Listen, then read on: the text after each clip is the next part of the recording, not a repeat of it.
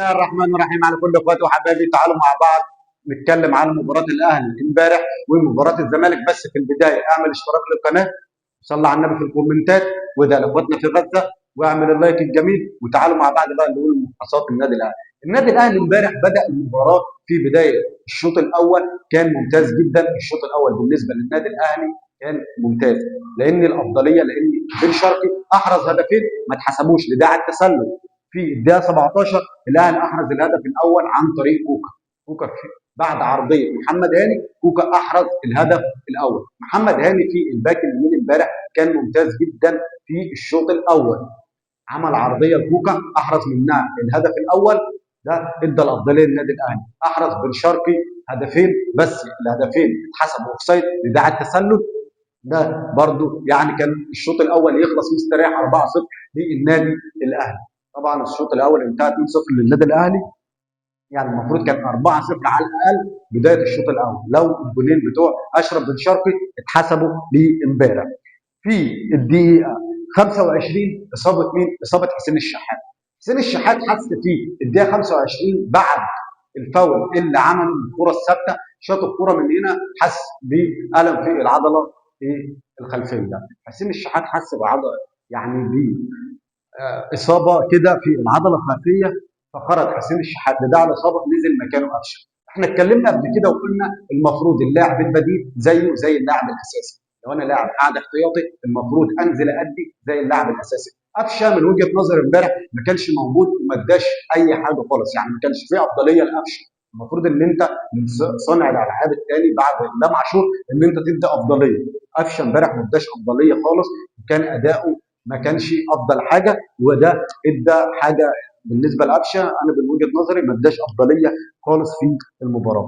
عرضيات بقى محمد هاني. محمد هاني زي ما قلنا الشوط الاول كان عرضيات ممتازه جدا، وده اثبت ان احرز هدف محمد هاني. طب في الشوط الثاني يعني اقل شويه. احنا عايزين محمد هاني، المفروض ان انت بتعمل، يعني انت الشوط الاول كنت اشرف حكيمي، كنت بصراحه عرضيات يمين والدفاع برضه كنت بتأدي، الباب بتاعك كنت بتأدي فيه. بس بدات تقل في الدقيقه، من الدقيقه حوالي يعتبر 58 لحد الدقيقه 70 وانت ادائك قل، بتسبب لهدفين دخلوا في النادي الاهلي. الهدف الثاني للنادي الاهلي ده جه عن طريق مين؟ ياسين مرعي. ياسين مرعي بعد عرضيه زيزو، طبعا كان ركنيه للنادي الاهلي بعد عرضيه زيزو. ياسين مرعي ده لاعب بصراحه ممتاز، وهو واقف ثابت، خد الكره بالهيد، احرز منها الهدف الثاني للنادي الاهلي. عارف وجه الكره فين، وده يدي الافضليه لياسين مرعي، بياخد براسه كويس جدا، لان ده بيخلي اللاعب اللي يطلع يعرف ياخد العرضيه وياخد بدماغه ويوجه الكره صح، مش اللي هو ياخد الكره عشوائي، لا. ده ادى افضليه بعد اسيست من زيزو امبارح. طبعا زيزو كان ممتاز، 10 من 10 لزيزو امبارح، صراحه كان روعه. جه طبعا بدايه الشوط الثاني. بدايه الشوط الثاني نزل مين؟ احمد رمضان بيكهام وخروج ياسر ابراهيم. ايه السبب؟ تقريبا احمد يعني ياسر ابراهيم حس بألم، فايه كابتن عماد النحاس ما رضيش يجازف بيه ونزل احمد رمضان بيكهام. ايه اللي ضاف احمد رمضان بيكهام؟ احمد رمضان بيكهام ما ضافش اي حاجه. ده طبعا كان في الدفاع مع ياسين مرعي، ده تسبب في دخول هدفين في النادي الاهلي. انا نفسي اعرف احمد رمضان بيكهام جاي اعاره للنادي الاهلي، المفروض ان انا جاي عشان يفعل بند الشراء بتاعي النادي الاهلي يشتريني. لا، انت ما ضفتش اي اضافه.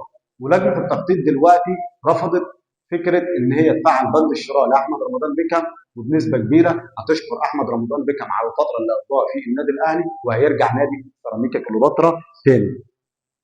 نيجي للهدف الثالث بتاع محمد شريف. محمد شريف بعد اسيست برضه من زيزو.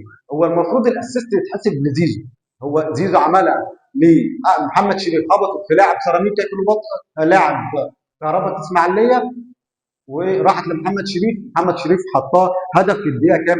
الدقيقه 49. لحد دلوقتي لحد الدقيقه 49 النادي الاهلي ممتاز وفاز 3-0. طيب نيجي بعد كده شوطه قويه في الدقيقه 54 من مين؟ محمد علي بن رمضان، شاط شوطه قويه جدا وحاجه روعه.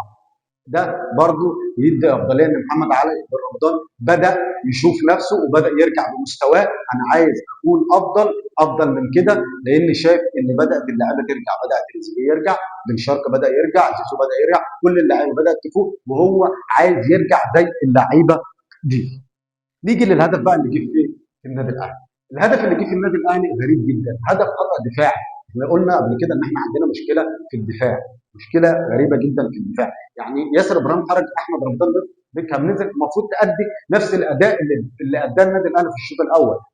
ده بمعنى عندك من الدقيقه 54 لحد الدقيقه 68 اداء الاهلي انخفض وبدا الاهلي يتراجع.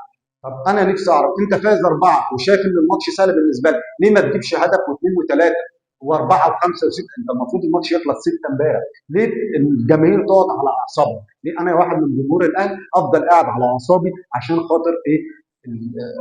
الاهلي فايز 3-0، انا ليه بتراجع؟ يعني الاهلي تراجع، اتسبب في دخول الهدف الاول في الدقيقه كام؟ الدقيقه 57، خطا دفاعي.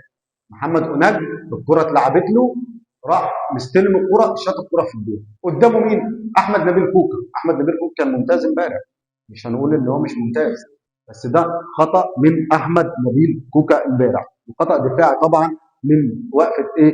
ياسر ابراهيم، ياسين مرعي ورمضان بيكهام. طبعا خروج مين؟ نيجي بقى في الدقيقه كام؟ في الدقيقه 62. الدقيقه 62 الكابتن عماد النحاس شاف ان طبعا في خلخله بعد الهدف اللي جابه هناك، شاف في خلخله في وسط الملعب، خرج محمد علي بن رمضان ونزل مكانه اليو ديانج.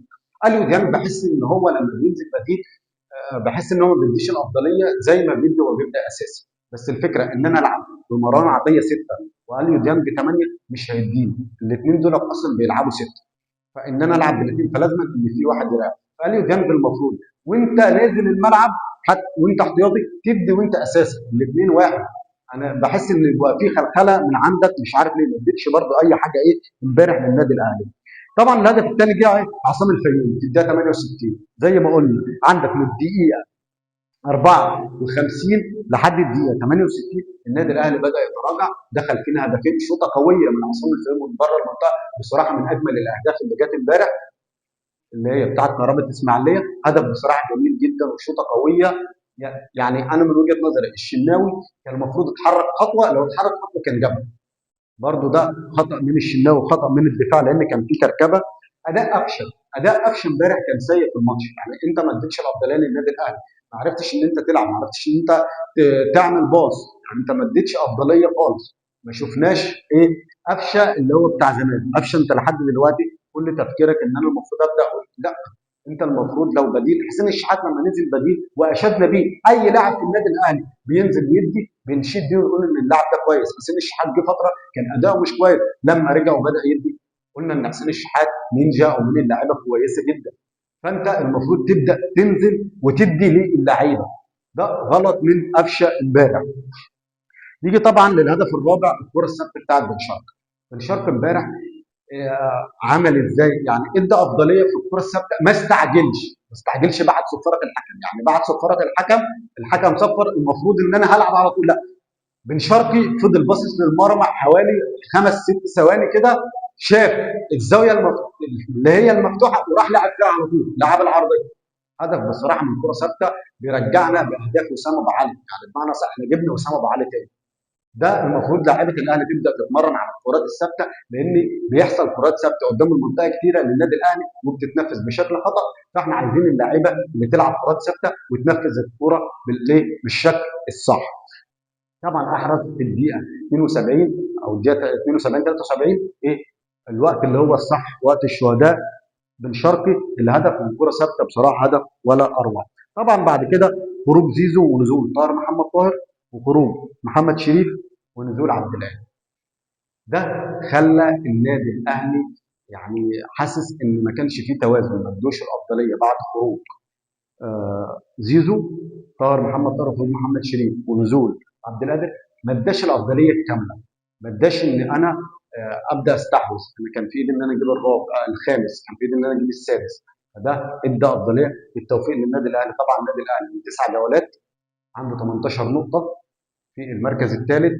انا في النادي الاهلي ببص لنفسي، ما ببصش هل النادي ده فين؟ ما ببصش اشوف ترتيبك. الناس اللي كانت بتطلع تقول لك طب استنى اما نشوف ترتيب الاهلي، استنى اما ده انا فوق وانت تحت. لا، احنا في النادي الاهلي ما بنبصش لكده، او انا مشجع للنادي الاهلي ما ببص، انا ببص على نفسي. ببص انا في المركز الاول، ببص عيني تبقى بتيجي على المركز الاول، ما بتجيش غير على المركز الاول. ما ببصش النادي اللي تحت فين، لا. النادي اللي تحت زي ما انت كده كده معروف قدامك الجدول. اما حته التريقه وحته ان الناس تقول لك ابص، لا لا، الاهلي كان في ال 15 بقى المركز الثالث متساوي مع نادي الزمالك النادي المصري. لا، لولا الهدفين كان هيبقى في المركز الاول، بس دخل فيه هدفين فرق اهداف، ده اللي خلى النادي الاهلي في المركز الثالث. وبالتوفيق للنادي الاهلي في الماتشات اللي جايه. تعالوا مع بعض طبعا كده ايه، نقيم لعيبه النادي الاهلي. طبعا بالنسبه لمحمد الشناوي، محمد الشناوي بالنسبه لي هيبقى بسبب الهدفين 5 من 10. محمد هاني لو هقيمه على الشوط الاول بصراحه 7 من 10. محمد هاني كان ممتاز امبارح. ياسر ابراهيم ايه، في الشوط الاول اللي لعبه يعتبر ما جاش عليه كرات كتيره، فهنديله 4 من 10. ياسين مرعي على مدار الماتش الكره الهدف اللي جابه 7 من 10، بس كان عنده اخطاء بسبب الهدفين.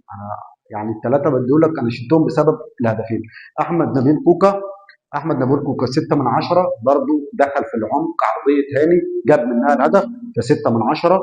نيجي مروان عطيه ما شفتش منه اضافه. يعني امبارح حسيت ان هو كان في مشكله عنده، ما شفتش منه اضافه، ف 4 من 10. رمضان بيكهام الشوطه اللي شاطها واللمه برضه ما كانش مدي اضافه كويسه، بس كان اداؤه احسن من الماتشات اللي فاتت، فنديله 5 من 10. نيجي احمد السيد زيزو امبارح بصراحه كان ممتاز، اسيستات في البساط، بيقدر يخترق من العمق في الهاف اليمين والهاف الشمال، كان اداؤه كويس جدا 9 من 10. بن شرقي امبارح بصراحه برضو لاعب كويس، الكره اللي جابها 10 من 10، 10 من 10 بسبب الهدف اللي سجله امبارح. بصراحه لاعب ممتاز جدا، وبدا ان هو ياخد يعني حسيت الملعب بسبب ان هو بيبدا من البدايه، وده حاجه كويسه جدا لبن شرقي. حسين الشحات ما فيش تقييم لحسين لانه اصلا خرج في الدقيقه 25، يعني مش التقييم اللي انت تديه لحسين في الدقيقه 25، بس الفتره اللي هو لعب فيها برضه 2 من 10، بس ايه، ما اداش كويس يعني. محمد شريف ما شفتوش بصراحه، يعني انا ما شفتوش امبارح، ما شفتوش غير في الهدف. ماشي، احنا عايزين المهاجم يهاجم، بس لازم برضه ان انا اشوفك ان انا اقدر اتميل على اللاعب زميلك وتقدر ان انت تهدف. محمد شريف بسبب الهدف 6 من 10. نيجي بقى للبدلاء. طبعا البدلاء خروج حسين الشحات، نزل قفشه ما اداش اي حاجه، ما اداش اضافه جدا، 2 من 10. نيجي اليو ديانج برضه في ما شفتوش برضه 3 من 10. طاهر محمد طاهر نفسي يبقى ادائك يعلى، يعني انت ادائك لما بيعلى بنشوف محمد طاهر، بنشوف اداء كويس من طاهر، فنفسي ان ادائك يعلى. 5 من 10. عبد القادر ما ت... انت لاعب مهاري ولاعب عندك امكانيات، ماشي، بس ما تحاولش ان انت تطول الكره في رجلك ان انا عايز اعدي من واحد واثنين وثلاثه، لا. حاول ان انت تلعب كره جماعيه. لما بتلعب كره جماعيه بتبان خطورتك، لما بتلعب 1 2 دي بتبان خطورتك. عبد القادر 4 من 10. كده في مين تاني؟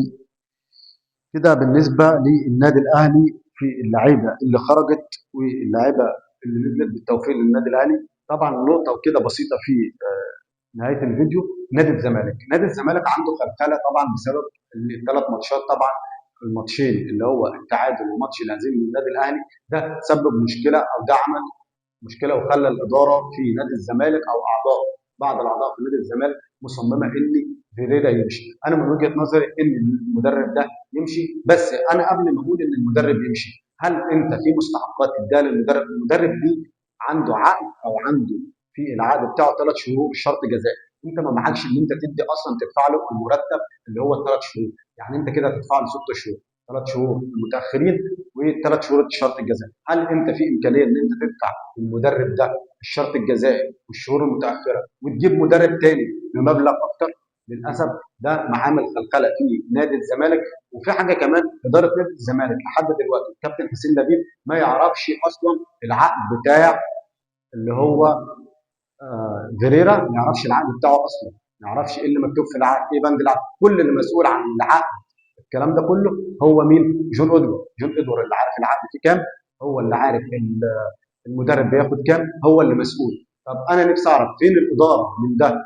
انت كاداري فين؟ المفروض انت اداره عارف ان المدرب ده هياخد كام، العقد بتاعه كام. ليه مسكت جون ادوار الحاجه دي؟ فده مشكله في نادي الزمالك، اللي مفيش بمعنى صح مفيش توازن، مفيش استقرار، مفيش فكر، شغل عشوائي كله. ده شغل نادي الزمالك شغل عشوائي. انا بقى رئيس نادي ما اعرفش المدرب اللي بيدرب الفريق بياخد كام، لا ده عشوائيه. ده بمعنى صح جماهير الزمالك او بعض الاعضاء بتقول ان الاداره دي تمشي عشان يبقى فيه احسن، لان النادي الاهلي فات. استنونا في فيديو جديد واخبار جديده. اهم حاجه ما تنساش تعمل اشتراك للقناه وتعمل لايك، تدعي لاخواتنا وتصلي على النبي في الكومنتات عشان يوصل لك كل جديد.